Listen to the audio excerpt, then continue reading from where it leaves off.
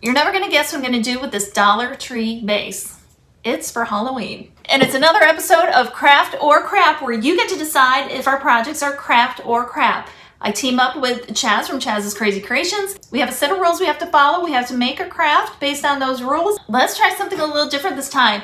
Before I even get started, tell me what you think I'm gonna make based on the rules. Number one, it has to be a Halloween theme. Number two, we have to use cardboard. Number three, we have to include school supplies. Any thoughts right now?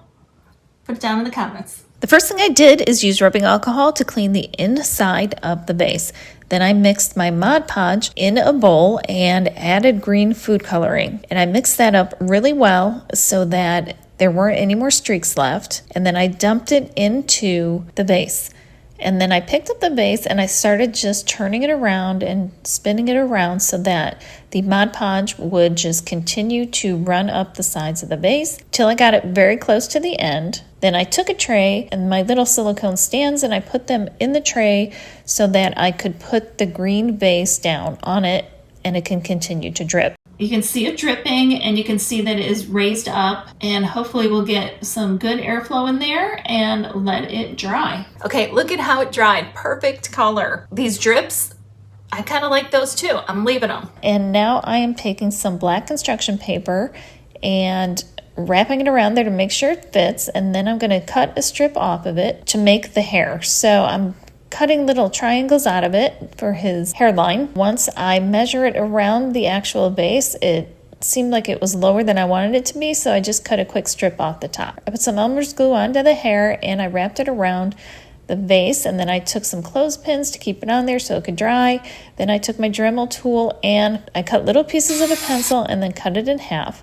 Then I moved it onto a toilet paper roll, which I cut into strips and then shortened. I made a little cylinder out of it, added a little Elmer's glue, and again clothespins just to keep it in place while that glue dried. Then I cut a couple of toilet paper rings and traced that onto the flap of a cardboard box. Then I cut it out, and that is going to be the end of our bolt. So I put that into the toilet paper roll and then did that again a second time. I added glue to keep those pieces together and I let that dry. Now he isn't going to be complete without some ears, so I quick drew some ears and cut those out with the scissors as well. I took some more construction paper and my hole punches and my hole cutter and did different size circles. So I layered those to make his eyes, and I added a little Elmer's glue to keep that together. Then I used the hot glue to finish the bolts.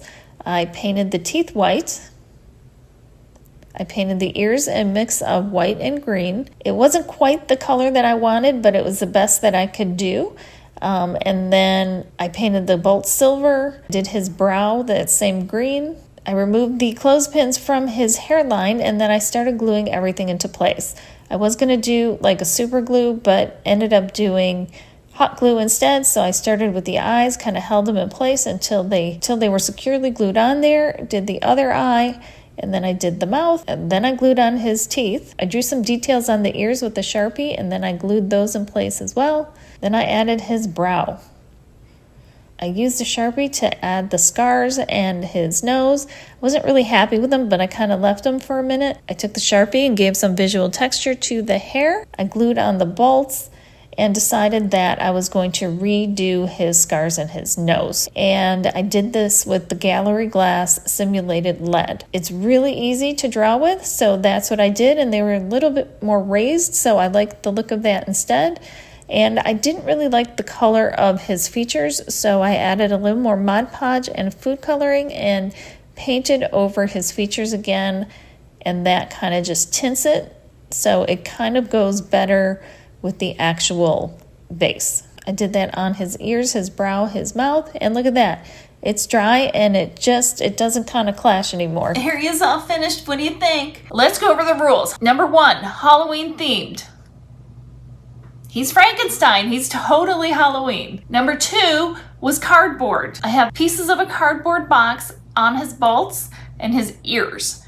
And then I used toilet paper roll cardboard for his eyebrows and his mouth and part of the bolts. And number three was school supplies. So school supplies were the Sharpie markers, which didn't really work out that well, the construction paper, I did use the Sharpie on the hair, and I used pencils for his teeth. I think I covered them all.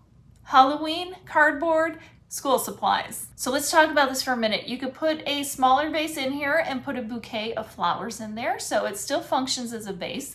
You can light him up, which I'm gonna do, and just have him as a decoration.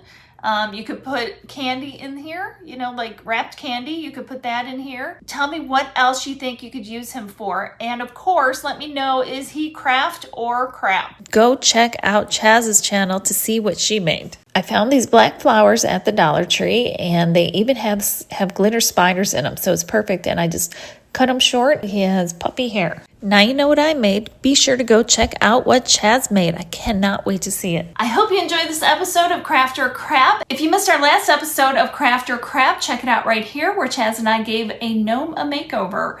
It was fun. It was fall. It was great. Check it out. And remember, life's too short not to shimmer, so grab your glue gun and your glitter, and I will see you over there.